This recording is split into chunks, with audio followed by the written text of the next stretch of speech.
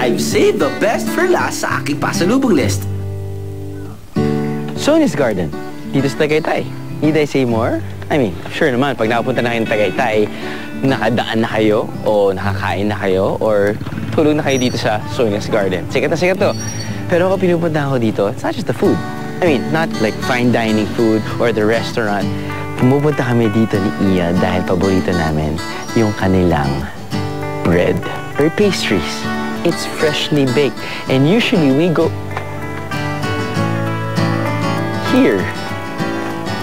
Kasi doon yung bakery nila. But apparently, they have a separate house for their bake shop. Tama nga naman. I mean, dadaan ka pa doon sa loob. Eh, pwede ka naman mag-park na at bumili ng tinapay doon. Steg! Look at this place. Good afternoon, sir. Hi! See? Ate, forget, lumaki na ang bake shop mo. Mukhang malaki na yung kinita ng bake shop mo. At iba na yung suot mo ngayon, napaka-formal. Okay, si ate, parati ko siyang binibisita. Siya talaga, hindi naman talaga yung kanyang binibake na mga tinapay. Pero si ate kasi, siya yung unang sumasalubong sa amin ni Iya pag pupunta kami dito. Well, actually doon sa loob. At ang binibili namin ay ang famous nilang cheese hopya. Pero si ate, parating may sasabihin, meron kaming bago. Gusto yung tikman?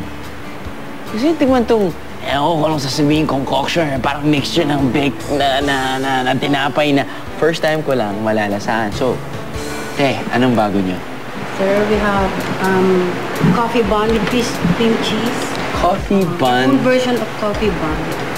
It has cream cheese inside po, parang balanse yung tamis at saka alat. Balanse yung tamis, pati yung alat. And we have old-fashioned po na mga tinapay na cheese bread. Na meron pong marami siyang cheese inside. Uy. Kung nagsasawa na po kayo sa mga wheat na plain, meron po kaming version ng wheat bread with bacon and cream cheese, food for breakfast and dinner. Whole wheat na may bacon and cream cheese. A combination.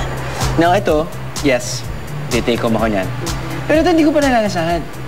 Ganyan kahilig kami sa tinapay.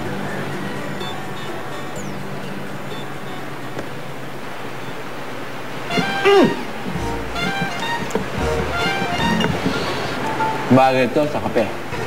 Siyempre, coffee ba nyo eh. Nakakainis dahil yung tinapay niya sobrang lambot. Bakit ba sobrang lambot? Yan po, hindi kami gumagamit ng mga pampaalsa na artificial. 3 hours po namin yung pinapaalsa.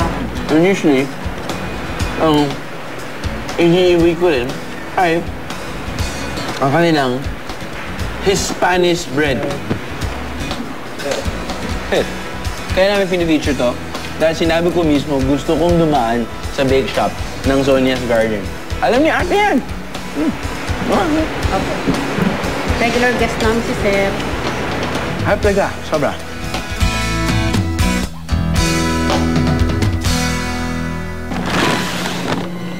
Huwag kayong mag-judge. Hindi naman to lahat para sa akin eh. Ito, para kay Iya. Ito, para sa nanay ko. Ito, yung pinakamalaki, para sa pamilya.